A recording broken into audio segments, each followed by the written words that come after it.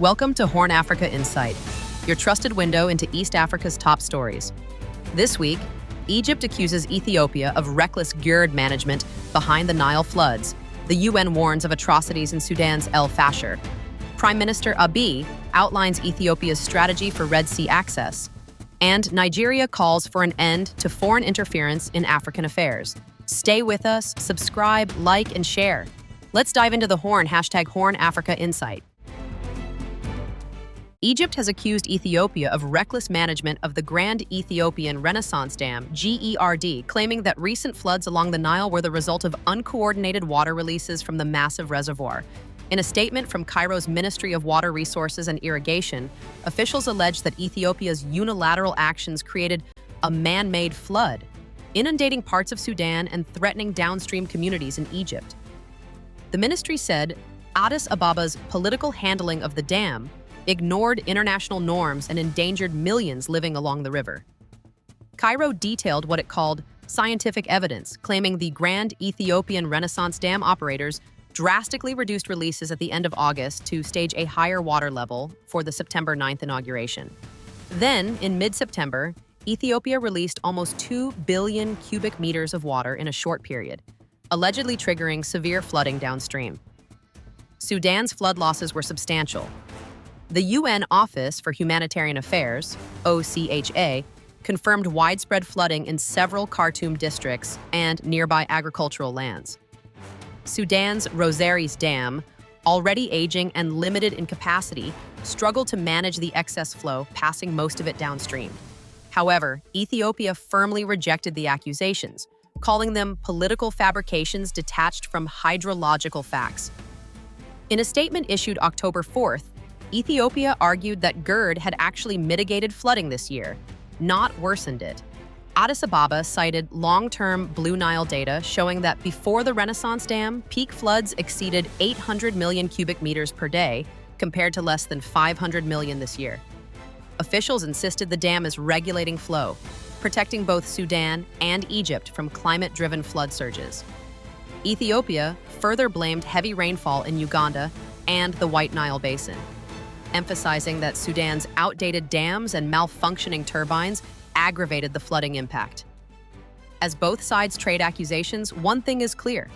The Renaissance Dam remains not only an engineering marvel, but also a political battlefield in the struggle for control of the Nile's future.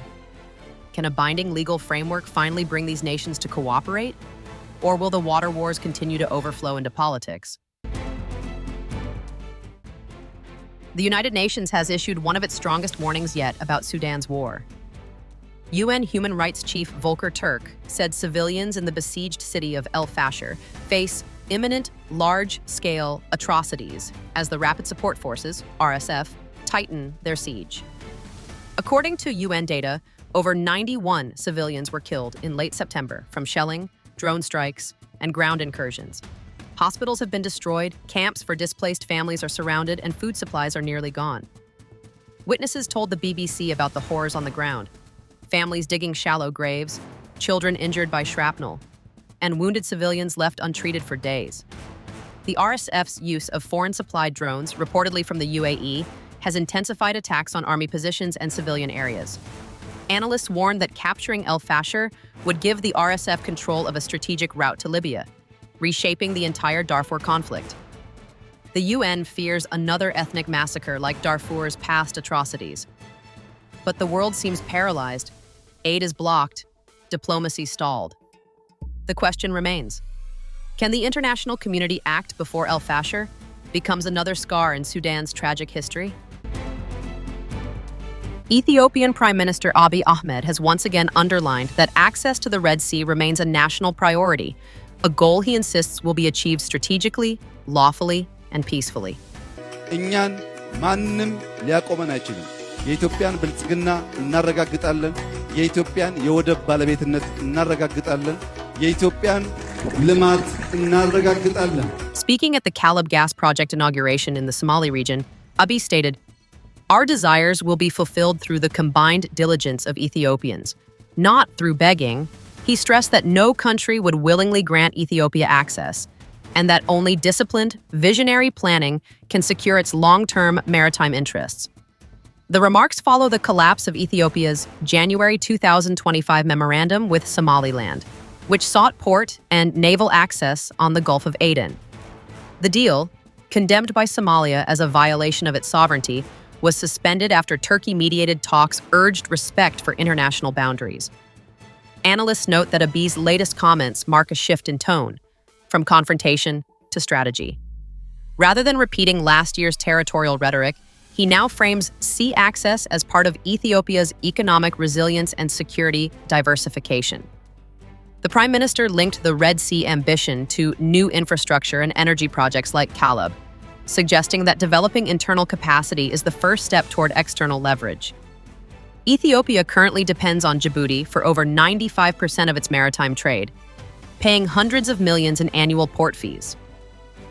Experts warn that such dependency exposes the nation to economic vulnerability and logistical bottlenecks, especially as its population surpasses 130 million. Domestically, Abiy's remarks reignited debate over whether Ethiopia should pursue negotiated access, joint investment, or outright ownership of a port. While some view his statements as symbolic, others see a clear roadmap toward naval and commercial revival. Ethiopia has already re-established its navy after 30 years and begun training officers abroad. Regional analysts say the message was aimed not only at Ethiopians, but also at neighbors, signaling that Ethiopia's search for the sea will continue through diplomacy and development, not war. The question now is how the Horn of Africa will respond to this renewed strategic pursuit of the Red Sea. At the UN General Assembly, Nigeria's Vice President Kashim Shettima issued a strong warning against growing foreign interference in Africa, calling it a threat to the continent's sovereignty and unity. Representing President Bola Tinubu, Shettima told the AU Peace and Security Council that foreign troops, mercenaries, and defense contractors operating without consent undermine Africa's collective security.